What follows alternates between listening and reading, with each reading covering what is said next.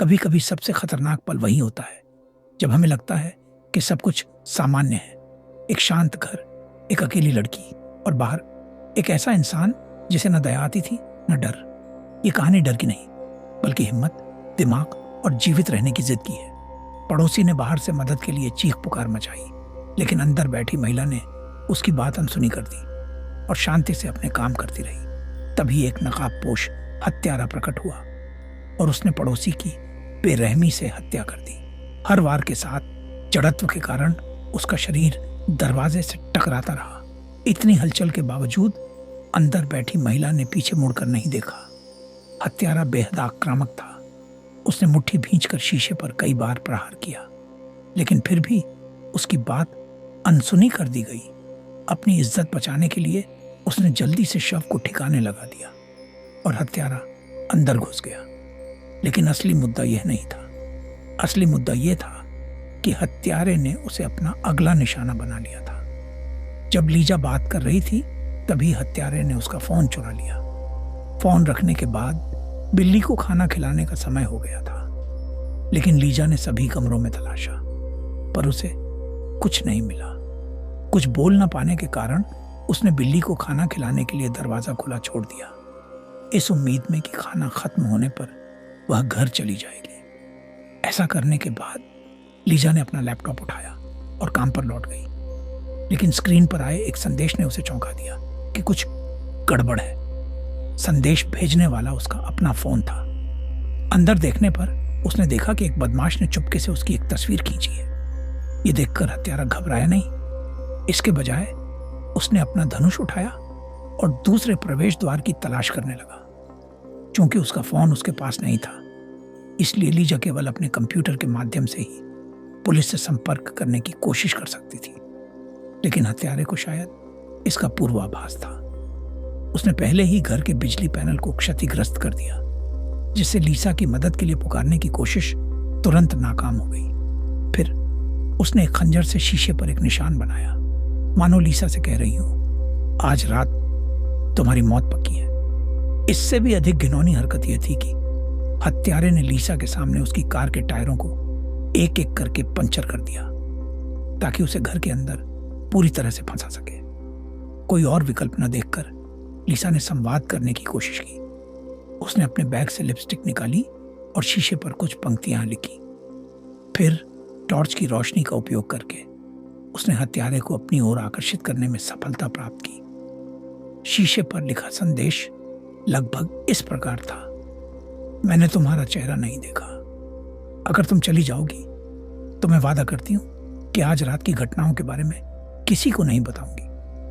लेकिन हत्यारी ने उसे देखते ही अचानक उठ खड़ी हुई और लीसा के सामने ही अपना नकाब उतार दिया। सब जानते थे कि अगर हत्यारी ने अपना चेहरा दिखाने की हिम्मत की तो इसका मतलब था कि वह आज रात लीसा को जानने नहीं देगी। जाहिर है हत्यारी को अंदर जाने की जल्दी नहीं थी। वह इंतजार करना चाहती थी, अपने शिकार के मानसिक बचाव के धीरे धीरे टूटने का इंतजार। इससे खेल में थोड़ा मजा आ जाता। जाहिर है लीसा चुपचाप नहीं बैठी रही। उसने रसोई में 2 काम के हथियार ढूंढे, एक तेज चाकू और दिमाग चीरने वाला हथौड़ा। फिर वह एक बेडरूम में चली गई। उसने इकलौते दरवाजे को रोक दिया, यह सोचकर कि खिड़की की रखवाली करने से उसकी सुरक्षा सुनिश्चित हो जाएगी। हालांकि हत्यारे ने उसकी चाल का पहले ही भांप लिया था। वह बार बार शीशे पर मुक्के मार रही थी, मानो अपने पड़ोसी के शव को खिलौने की तरह इस्तेमाल कर रही हो, मानो लीसा से कह रही हो, तुम्हारा भी यही हाल होगा। लीसा के बेहोश होने से ठीक पहले उसे अचानक अपने पड़ोसी की जेब में फोन रखने की आदत याद आई और शव खिड़की के ठीक पास था। अब अगर वह हत्यारे का ध्यान भटका पाती तो उसके पास पुलिस को फोन करने का मौका था। बिना किसी झिझक के लीसा ने चुपचाप अपने बैग से कार की चाबियां निकाली और अलार्म बटन दबा दिया।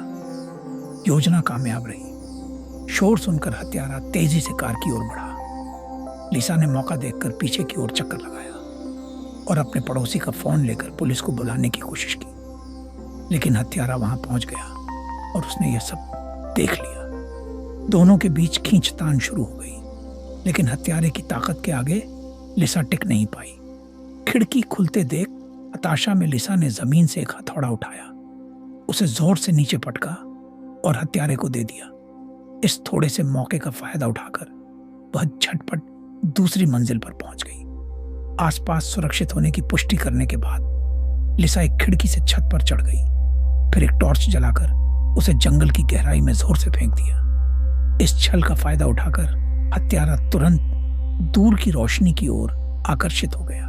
तलवारबाजी में सफल होते ही लिसा झट से उठी और विपरीत दिशा में भाग गई, लेकिन जैसे ही वह सावधानी से किनारे पर लगी सीढ़ी तक पहुंची, एक धनुष बाण का तीर उसकी जांघ में जा लगा। हत्यारा ये समझकर कि उसे धोखा दिया गया है, वापस लौट आया था। अपनी जान बचाने के लिए लिसा के पास वापस उसी रास्ते जाने के अलावा कोई चारा नहीं था। सौभाग्य से उसने समय रहते प्रतिक्रिया दी, अन्यथा तीर उसके लिए जानलेवा साबित हो सकता था। छत पर कोई हलचल न देखकर हत्यारे ने बिना सोचे समझे सीढ़ी चढ़ना शुरू कर दिया। उसे जरा भी अंदाजा नहीं था कि लिसा अभी गई ही नहीं थी। अब मामला दिलचस्प होने वाला था। एक मूक बधिर लड़की पर एक विक्षिप्त हत्यारे ने हमला कर दिया, यह सोचकर कि उसके तीर से शिकार मर गया है। हत्यारे ने धनुष कंधे पर टांगा और शव को ठिकाने लगाने के लिए सीढ़ी चढ़ गया, लेकिन वह महिला नपुंसक थी। इस प्रकार लिसा ने जांघ में तीर लगने के बावजूद एक उपयुक्त हथियार हासिल कर लिया। उसके घाव का तुरंत इलाज करने के बाद दरवाजे पर अचानक जोर से दस्तक हुई। पता चला कि वह आदमी लिसा का पड़ोसी था। उसकी पत्नी घर नहीं लौटी थी, इसलिए वह उसका हालचाल जानने आया था, लेकिन मूक बधिर होने के कारण लिसा उस आदमी की आवाज नहीं सुन सकी। सौभाग्य से उसका पड़ोसी सतर्क था। जाने से पहले उसने शीशे पर लिखे कई SOS संदेश देखे। क्या लिसा खतरे में हो सकती है? यही सवाल मन में लिए वह आदमी पुलिस को फोन करने के लिए अपना फोन निकालने ही वाला था कि अचानक हत्यारा टॉर्च लेकर बाहर आया और पुलिस अधिकारी की तरह बोलते हुए उस आदमी को हाथ ऊपर उठाने और पहचान पत्र दिखाने का आदेश दिया। वह आदमी तुरंत घबरा गया और अपना बटुआ सौंपकर नकली अधिकारी के सवालों का इंतजार करने लगा। जैसे ही उस आदमी का आत्मविश्वास पूरी तरह से कम हुआ, हत्यारे ने तुरंत बताया, पुलिस स्टेशन में अभी अभी एक हत्या की सूचना मिली है। क्योंकि हमारे पास स्टाफ कम था, इसलिए उन्होंने मुझे एक नए पुलिसकर्मी को भेजा। चूंकि यह मेरी पहली ड्यूटी थी, इसीलिए मैं घबरा गया और अपना फोन भूल गया। फिर उसने मदद के लिए कॉल करने के लिए उस आदमी का फोन मांगा। फोन मिलने के बाद हत्यारे ने कॉल करने का नाटक किया, यह सोचकर कि उसकी कहानी सबको बेवकूफ बना देगी। हालांकि अगले ही पल हत्यारे का असली चेहरा सामने आ गया। जैसे ही उसने फोन लौटाया, एक गिरी हुई बाली ने उस आदमी को तुरंत सतर्क कर दिया। उसे तुरंत रोंगिया की रहने वाली लिसा की याद आई। वह पुलिस को फोन क्यों करेगी? उसकी अंतरात्मा ने उसे बताया कि उसके सामने खड़ा पुलिस वाला शायद नकली है। इस निष्कर्ष के बावजूद भी वह आदमी जल्दबाजी में कोई कदम उठाने की हिम्मत नहीं कर पाया, क्योंकि उसे यकीन नहीं था कि हत्यारे के पास बंदूक है या नहीं। अगर उसके पास बंदूक होती तो नुकसान उसी का होता। यह सोचते हुए उसने हत्यारे से कहा कि लिसा अक्सर अपनी चाबियां फूलों की क्यारी में छोड़ देती है। दूसरे पक्ष का ध्यान सफलतापूर्वक भटकाने के बाद आप वहां आसपास देख सकते हैं। उस आदमी ने चुपके से अपनी पीठ के पीछे एक छोटा पत्थर छिपा लिया और चुपके से हमला करने की तैयारी में धीरे धीरे आगे बढ़ा। लेकिन अगले ही पल लिसा ठीक समय पर प्रकट हो गई। पड़ोसी बिना किसी कारण के बदले की भावना से उत्तर पश्चिम की ओर चला गया। अब नायिका पूरी तरह से हताश है। उसने इस जगह से निकलने के अनगिनत तरीके सोचे हैं, लेकिन सभी असफल रहे हैं। दूसरी ओर हत्यारा भी अपनी चाल चलने की तैयारी कर रहा है।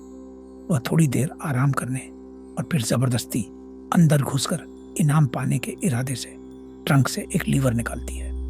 ठीक उसी क्षण लिसा की बिल्ली अचानक प्रकट हो जाती है।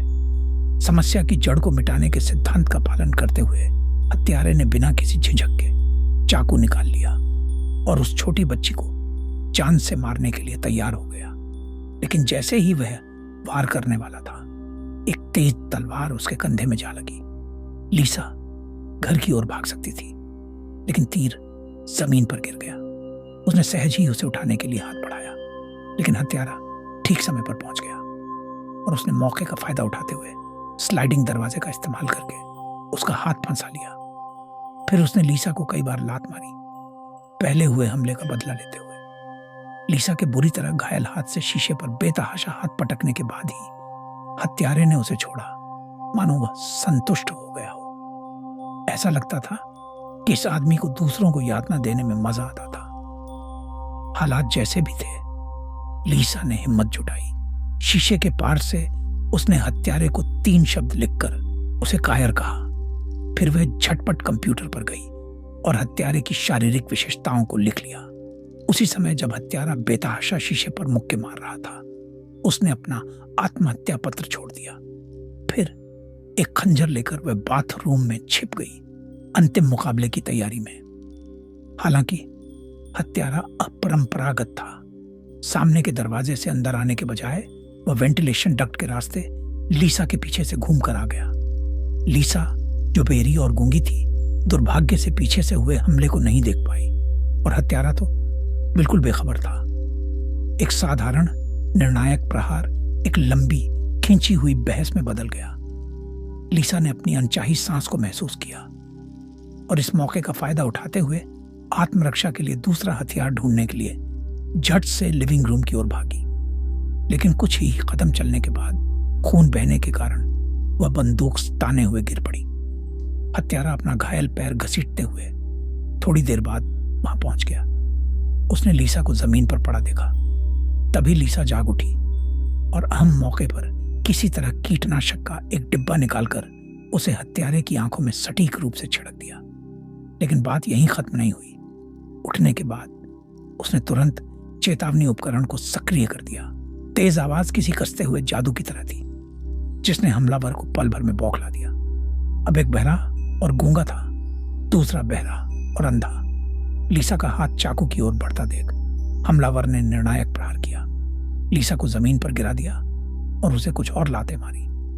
अब उसके मन में बस एक ही विचार था, अपने शिकार का गला घोंटकर उसे जिंदा मार डालना। सौभाग्य से लीसा के बेहोश होने से ठीक पहले उसके बाएं हाथ ने निर्देशक द्वारा दिए गए स्क्रीन ओपनर को पकड़ लिया और उसे हमलावर की गर्दन की नस में घुसा दिया।